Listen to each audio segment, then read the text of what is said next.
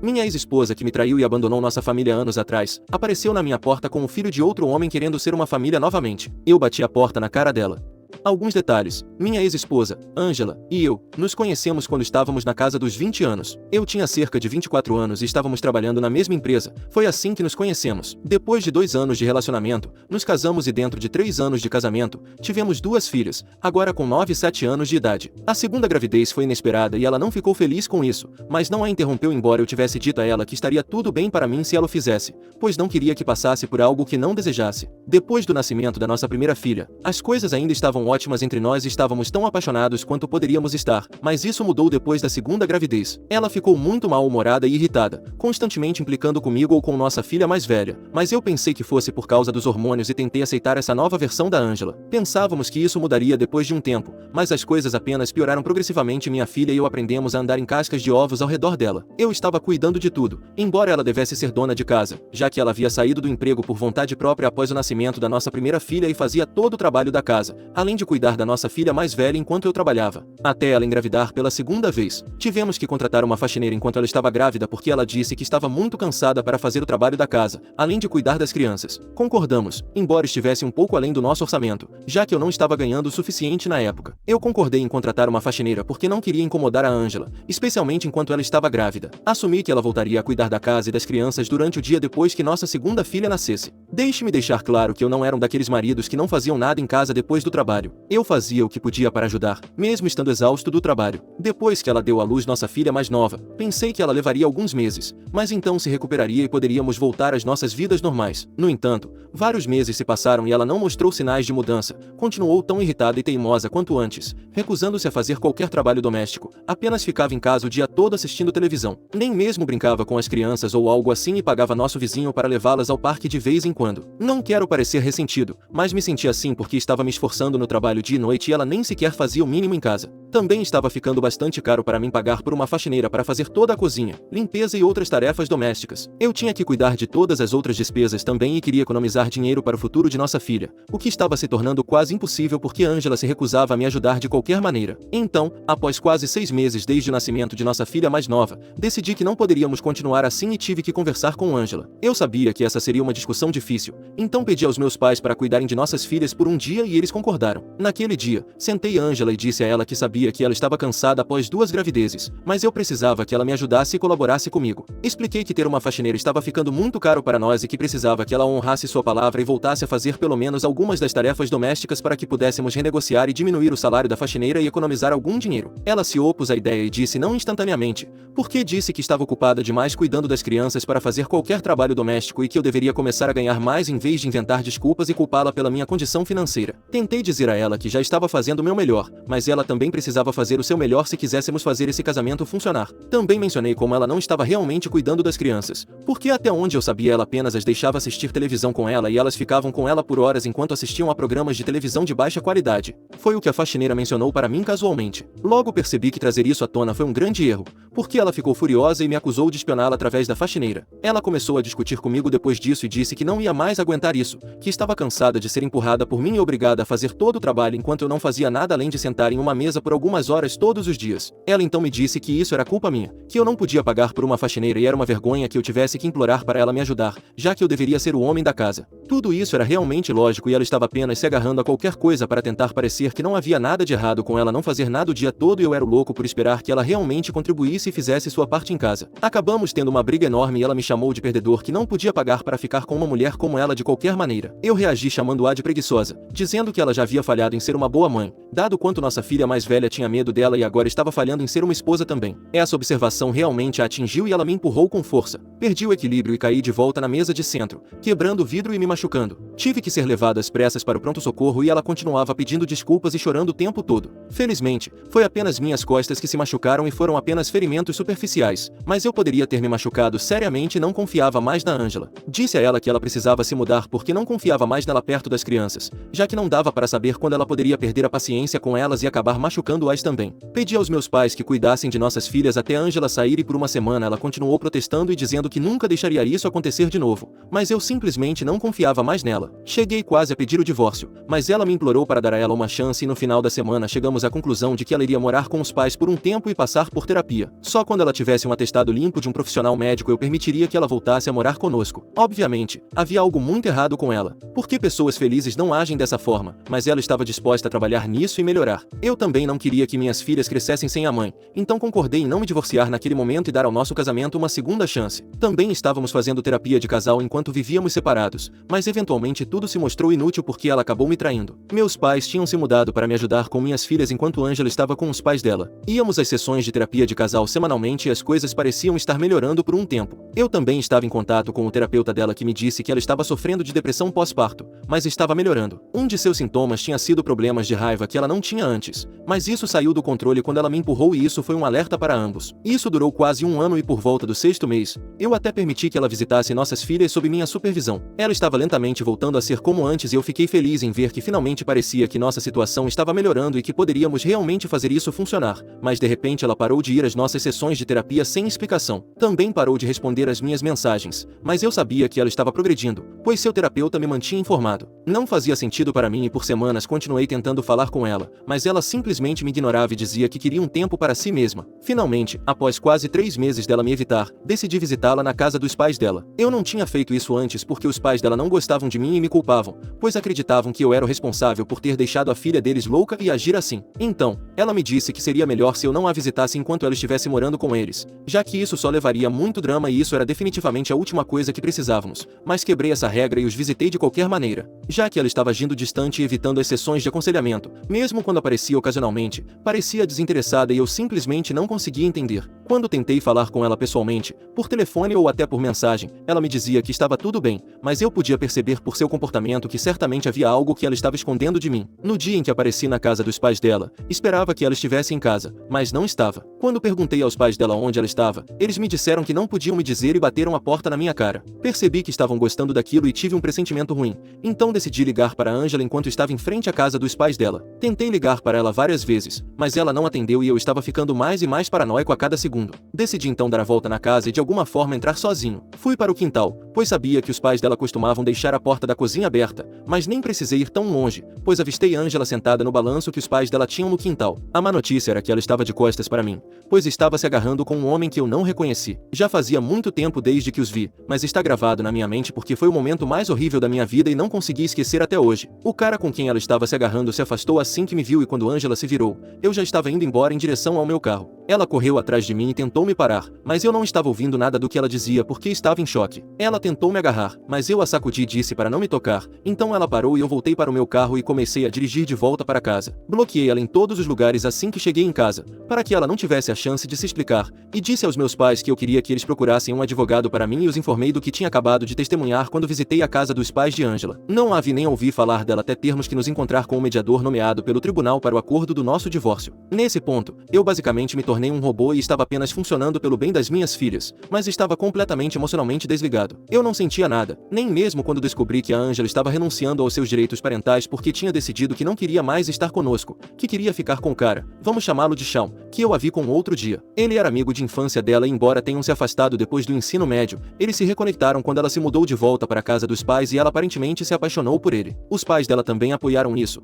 o que provavelmente explica por que estavam certos sobre ela se agarrar com ele no quintal deles, apesar de ser uma mulher casada com 2 filhos. Aparentemente, eles sempre quiseram que ela terminasse com Shawn e estavam felizes que Angela finalmente estivesse escolhendo a si mesma e sua própria felicidade, como se ela fosse capaz de fazer algo além disso. O divórcio foi um processo longo porque, mesmo ela tendo me traído, ela ainda queria se qualificar para a pensão alimentícia. Levou um tempo, mas meu advogado e eu lutamos muito e garantimos que ela não recebesse nada no divórcio, porque tudo era legitimamente meu, já que eu tinha sido o único a pagar por tudo por tanto tempo enquanto ela não fazia nada além de assistir televisão em casa. Já se passaram 5 anos desde que o divórcio finalmente foi concluído e conseguimos nosso objetivo de garantir que ela saísse sem nada. Os meses em que lidei com o divórcio foram alguns dos momentos mais difíceis para mim, mas eu sabia que não podia quebrar porque tinha que cuidar das minhas filhas, já que elas não tinham mais ninguém além de mim. Meus pais foram obviamente muito prestativos e solidários e eu nunca poderia agradecê-los o suficiente por estarem ao meu lado durante todo esse tempo. Enquanto eu equilibrava o trabalho e o cuidado das minhas filhas, já se passaram 5 anos e embora naquela época o divórcio parecesse a pior coisa que poderia ter acontecido comigo,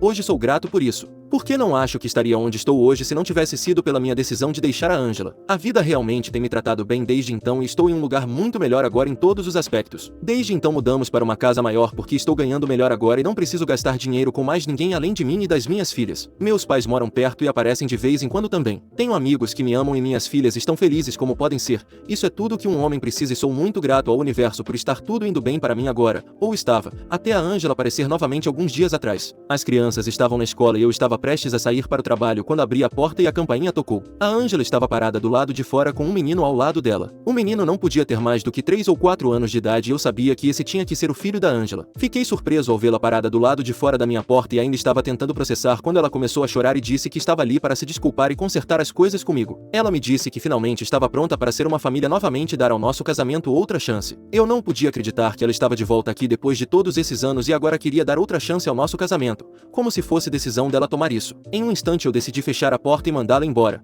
porque eu não queria me envolver com qualquer coisa que fosse, mas antes disso eu disse a ela que isso não era mais a família dela. Eu parei de ser marido dela no dia em que ela me traiu com o Shawn. O divórcio era apenas uma obrigação legal e ela mesma tinha desistido da custódia da filha, então agora ela não tinha o direito de nos chamar de sua família. Depois de dizer isso fechei a porta e disse para ela ir embora, porque eu não queria que ela estivesse perto da minha propriedade. Eu teria xingado ela também, porque estava realmente bravo, mas me contive por causa do menininho. Eu pude ouvi-la chorando do lado de fora da minha porta por alguns minutos depois de tê-lo expulsado, mas decidi ignorar e assim que me certifiquei de que não havia mais ninguém por perto, fui trabalhar. Eu tentei muito não pensar nisso, porque isso enfraqueceria minha determinação e eu não podia me dar ao luxo de deixar isso acontecer. Eu quase consegui esquecer que a Ângela sequer apareceu na minha casa, mas assim que voltei para a casa do trabalho, recebi uma ligação dos meus pais exigindo uma explicação sobre por que eu a tinha mandado embora. Eles me disseram que a Ângela os havia contatado depois que eu a mandei embora e fechei a porta na cara dela e ela tinha ficado arrasada. Meus pais disseram que eles foram quem deram a ela meu novo endereço e disseram para ela me visitar, já que ela estava no processo de se divorciar do Shawn e finalmente teve a chance de consertar as coisas comigo. Eles me disseram que a Ângela havia entrado em contato com ele cerca de um mês atrás e que isso estava em andamento há algum tempo. Meus pais acreditavam que já era hora de eu pensar nas minhas filhas, porque elas precisavam de uma mãe e não havia melhor mãe do que a Ângela. Então eles decidiram que ela merecia outra chance e disseram a ela onde me encontrar e o que dizer para mim. Fiquei realmente bravo com eles, porque não era da conta deles perdoá-la e decidir dar a ela outra chance sem nem mesmo me perguntar se eu concordaria com isso. Poderia ter sido realmente ruim se as crianças estivessem em casa e foi realmente imprudente da parte deles fazer algo assim. Então,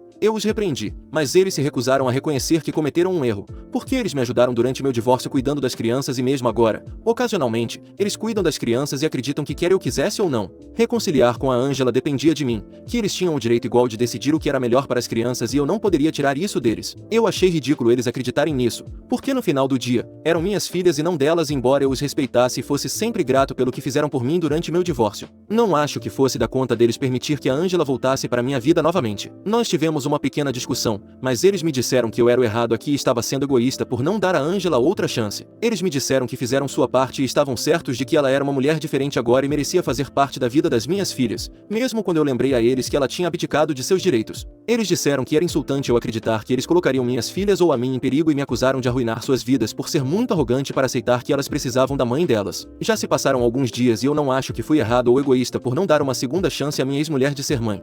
Atualização: cerca de uma semana se passou desde que a Ângela apareceu na minha porta com seu filho e recentemente descobri a verdade sobre o relacionamento dela com meus pais. É honestamente tão perturbador que nem sei por onde começar e ainda estou lutando para processar isso. É incrível como todos eles me traíram sem pestanejar. Aparentemente, não apenas eles foram quem deu a ela meu novo endereço, mas também estiveram em contato com ela o tempo todo. Eu a tinha cortado da minha vida após o divórcio, mas eles não, porque acreditavam que ela mudaria de ideia em algum momento. Eles não conversavam muito, apenas uma vez por mês talvez, mas isso foi o suficiente para me sentir traído. Shawn fez Ângela renunciar aos seus direitos depois que ela foi servida com os papéis do divórcio e deu a ela um ultimato: ou abandonava a família e fazia uma nova vida com ele ou poderia manter contato com as crianças e lutar pela custódia delas, mas teria que deixá-lo para trás. Segundo meus pais, foi uma escolha difícil para ela fazer, mas ela acabou escolhendo ir com Shawn para fazer uma nova família com ele, em vez de ficar com a família que já tinha. Meus pais disseram que Ângela entrou em contato com eles pouco depois de eu entrar com o divórcio para contar sobre sua situação e pedir ajuda, porque ela queria continuar em contato com as crianças em particular. Ela havia dito a eles que estava encurralada por nós dois. De qualquer forma, ela não poderia ver seus filhos porque eu estava lutando pela custódia total com direito a visitas supervisionadas enquanto Shawn havia instruído a abandonar seus filhos completamente.